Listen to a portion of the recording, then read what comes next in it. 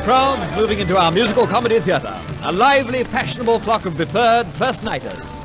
This revival performance has a gala air. Some will remember that it was this musical comedy which starred the most brilliant team of light comedians the English stage has ever seen.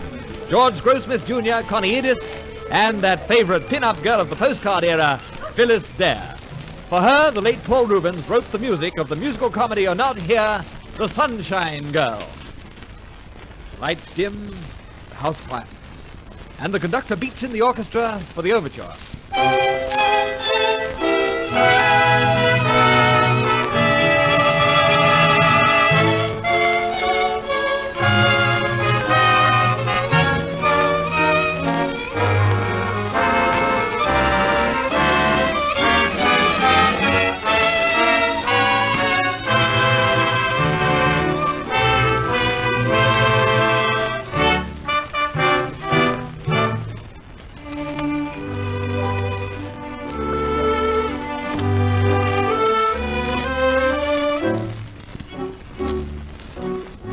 The curtain rises.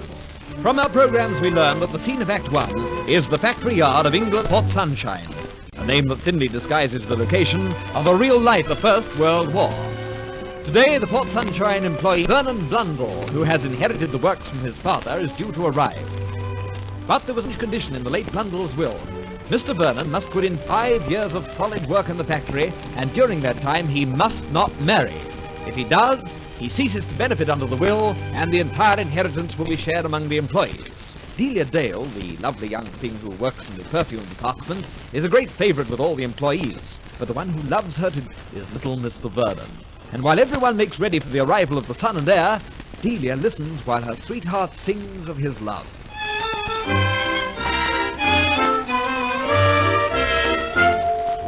There is a fever that you understand. You must take care when it is there.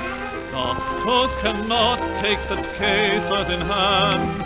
Cupid declares this sort of thing contraband. Don't be nervous if you please. The symptoms are these. When you're lazy, all the world is May and Maisie. Every little weed, a daisy, blue the sky above. Rain or reeling, are you on the floor or ceiling? When you have that kind of feeling, you may know it's love.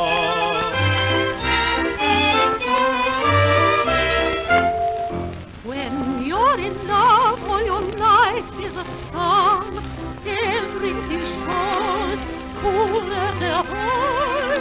But when the first lover's gift comes along, life is as blank and everything goes all wrong. Call it love, another name. It's not just the same.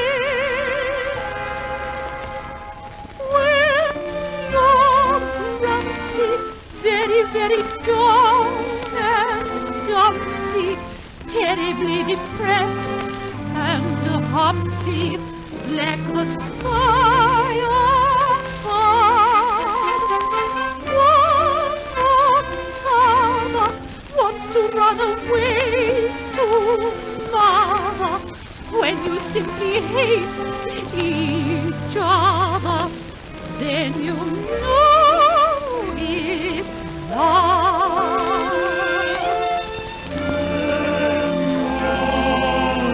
And Maisie, every little beauty, through the sky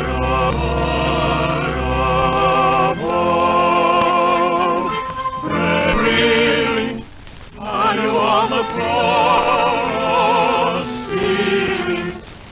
When you have that kind of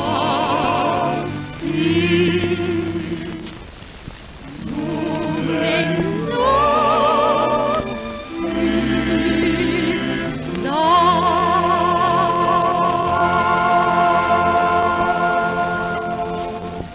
But how is Delia to know that this humble little Mr. Vernon is really none other than the son and heir himself?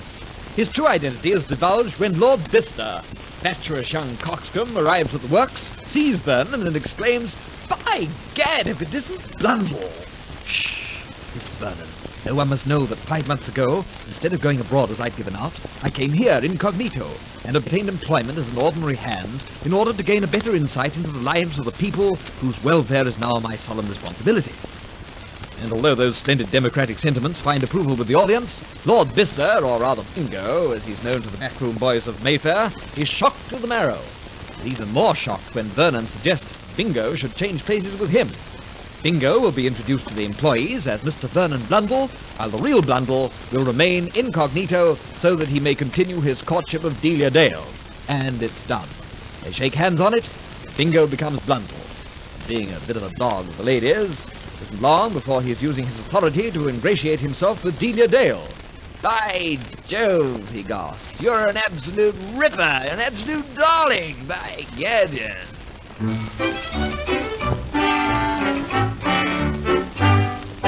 Ladies, you were born to rule us ever since the world began. Sometimes you are cold and haughty, sometimes you are simply naughty. Look how easily you fool us, tantalizing every man. You will talk of clothes and cooking till you think there's no one looking. Dearest little lady, please allow me to remark, you'd be charming in all places, at the river, at the races, and absolutely perfect if I met you in the park.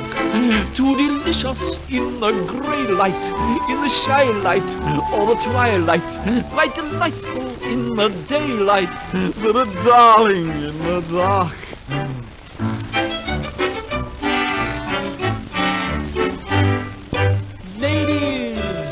You wouldn't like me if you got to know me well. I meant to love you blindly, do not take the fact unkindly.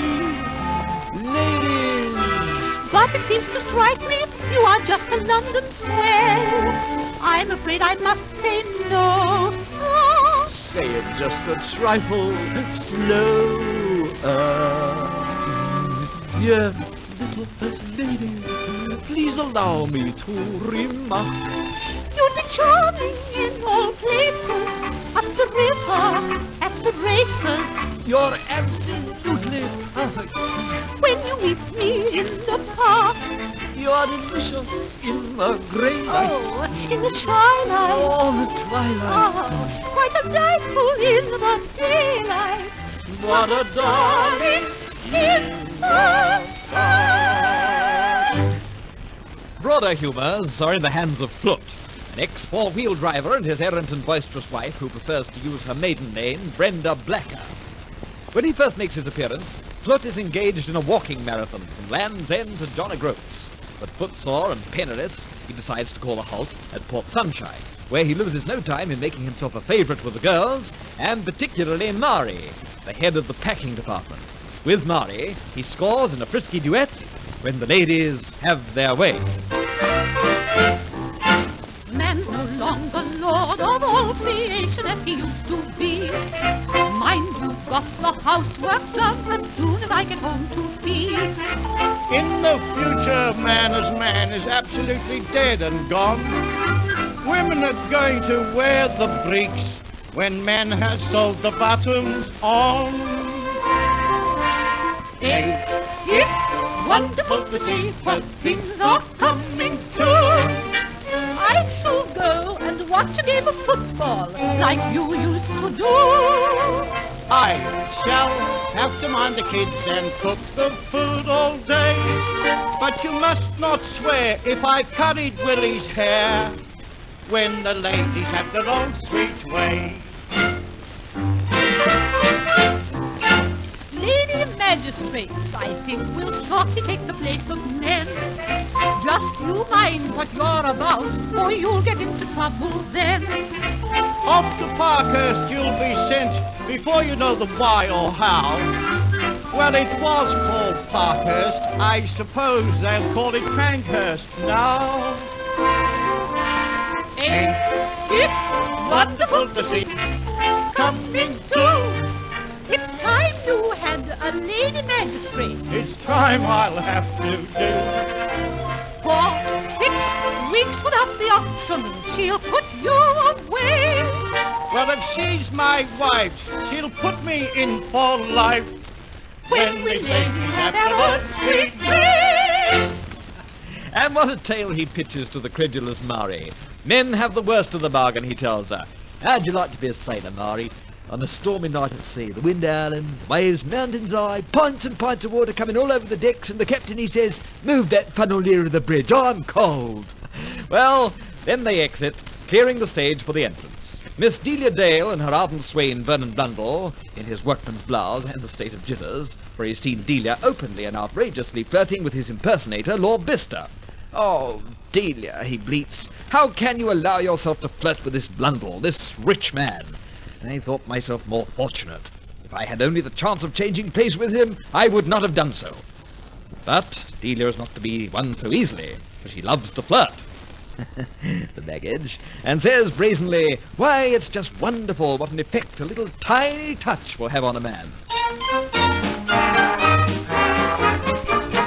You should always try to look your very best. Men will be impressed If you're nicely dressed, just a little touch will often be enough. A tiny touch of fun will be enough. Then a dab of rouge gives color to it all, just in case young Lord Tom Nordy comes to call. Just a little teeny tiny touch, not a bit too little, not a bit too much. Then be sure to say how well you look today. If it is only just a tiny touch.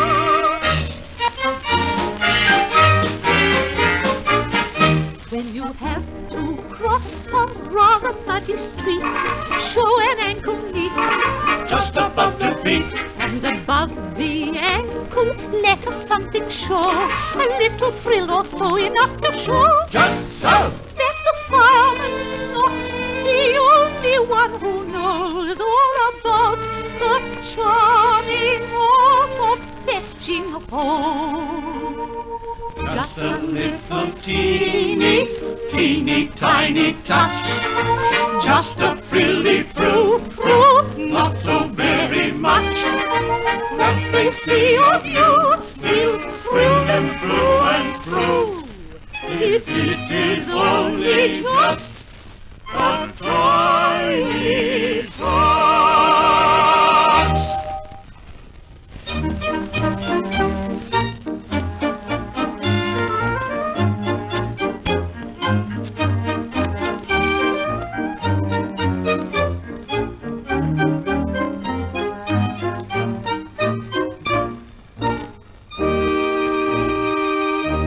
Perhaps it wasn't a wise plan for Blundell and Bister to change places after all, for at the end of Act 1, who should arrive on the scene but Lady Rosabelle Merridew from the top drawer of London society, and a threat to Blundell's deception, for Lady Rosabelle is Lord Bister's fiancée. What if she should expose him?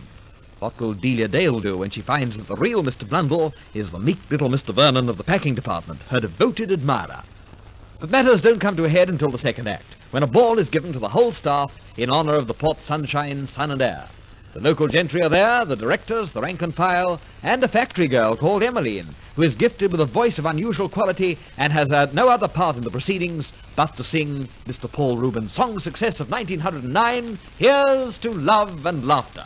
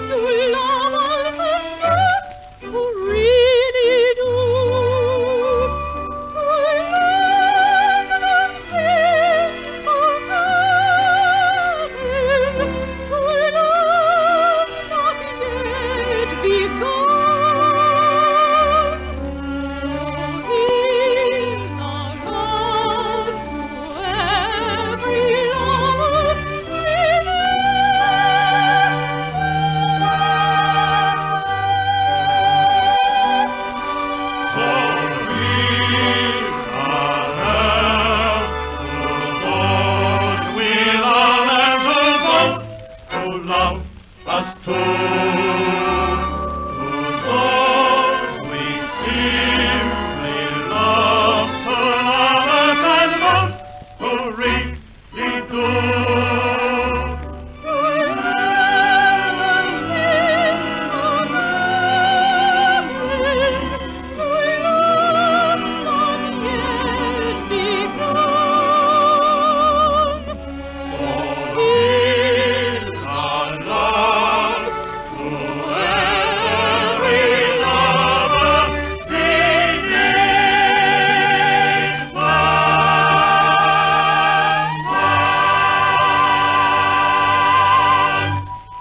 But of all present at the ball, there is no finer advertisement for the beautifying properties of Sunshine Soap than Miss Delia Dale of the perfume department. Even Lady Mary, whose photo appears in the Sketch and Tatler as frequently as the Sunshine Soap advertisements, is struck by the winsome charm of the girl.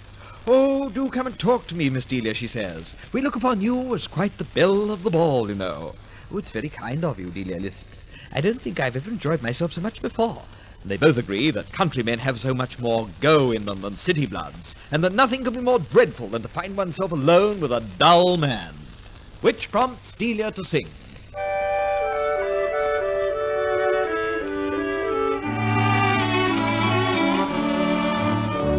There lived a little lady once, so dull as she could be. She often feared she might go mad, so very dull was she.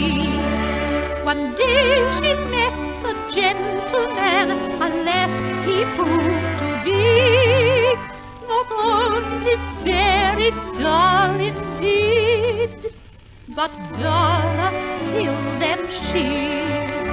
At last she tore her hair and cried in sheer despair,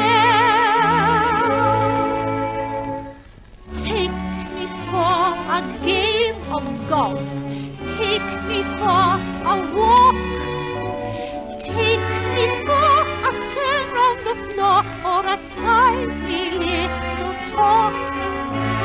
Take me for a ring if you think that the night is nice and cool. Take me to be just as shy as can be, but don't take me for sail in a yacht, 'cause I'd rather not."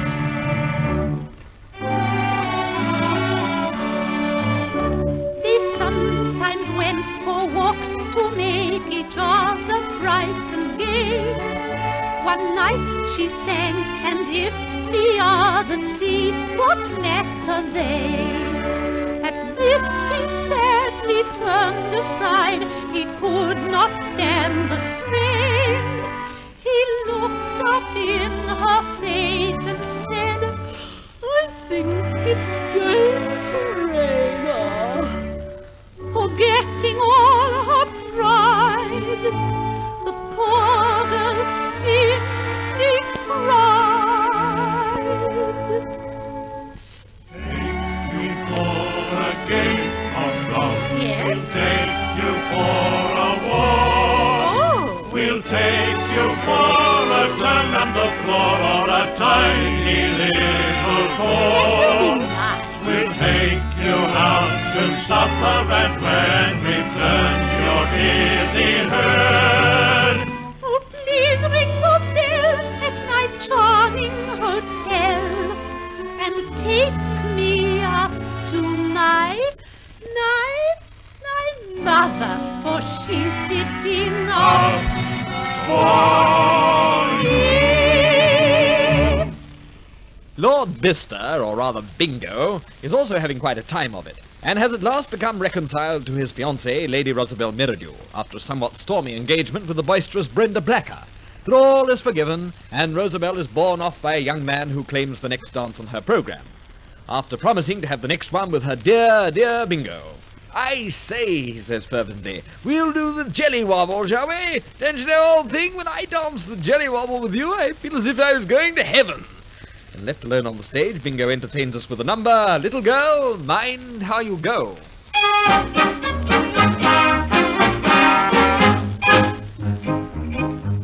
When a man sees a maid and a maid sees a man and they both of them say delicious, they may both meet again just as soon as they can. Well, it does seem a bit suspicious. Yes, it may be delicious, but still it's suspicious. There's also the danger, although he's quite a stranger. If he gets a chance and she gives him a dance, he may kiss her hand like this. Little girl, little girl, little girl, little girl, mind how you go. Beautiful fairy, you'd better be wary of lads you don't know. Every one of them wants to flirt. One or two kisses like that won't hurt, but oh, little girl, little girl, little girl, little girl, mind how you go.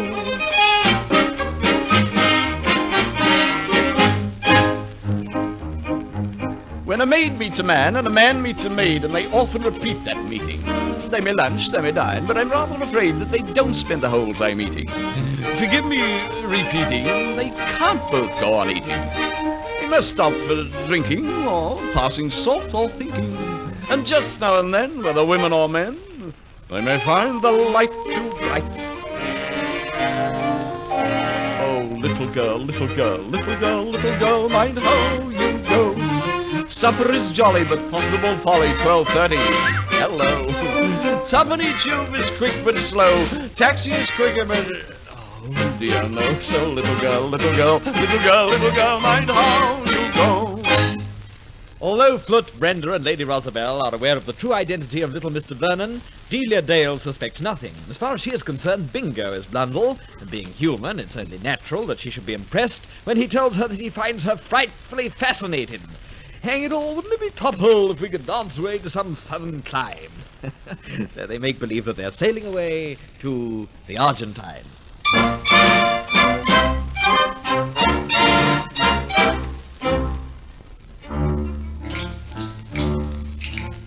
Wouldn't it be jolly if we took a little holiday away from here? Would you come with me, dear? Far away to sunny Mandalay, to stray or say Carragay. Both of us together in a land of summer weather, with the sky of blue to sail with you. We might go to Montevideo, Duflo or Valparaiso.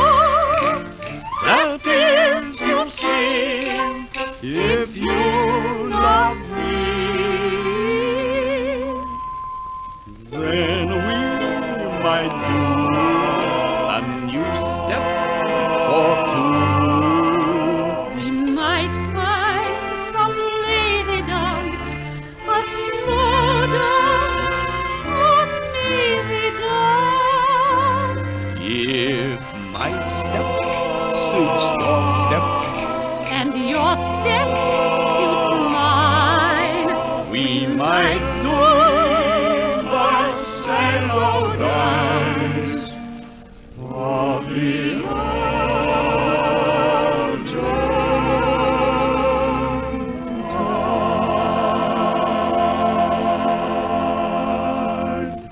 A gay dance follows, which is interrupted by the entrance of Vernon, who wants to know frankly who Delia intends to marry, Bingo or himself, and is gratified to learn that even if she could marry the rich Mr. Blundell, she never would. She'd rather live in one of the little Port Sunshine cottages with a man she really loved.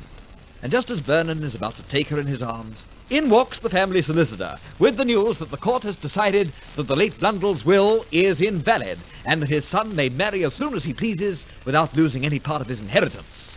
So Vernon confesses to Delia that he's been masquerading as a workman just to prove that he could be loved for himself alone. And now Delia will be the wife of a millionaire. And on this happy note, the principals come down to the footlights for the finale.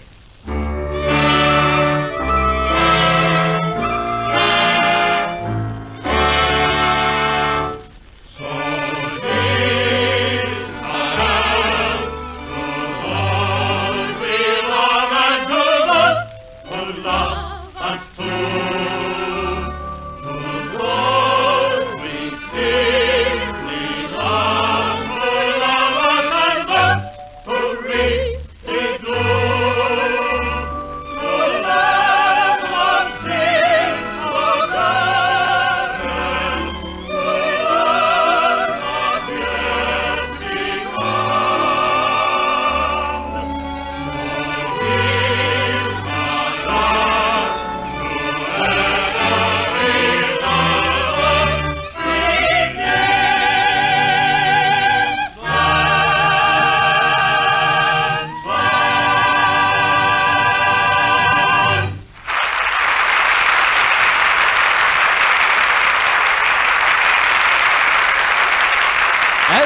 comes down and the audience moves out into the foyer, there is much talk and reminiscence of an earlier production of The Sunshine Girl, way back in 1912, and of those gifted people who gave so much sparkle and brilliance to the Australian stage.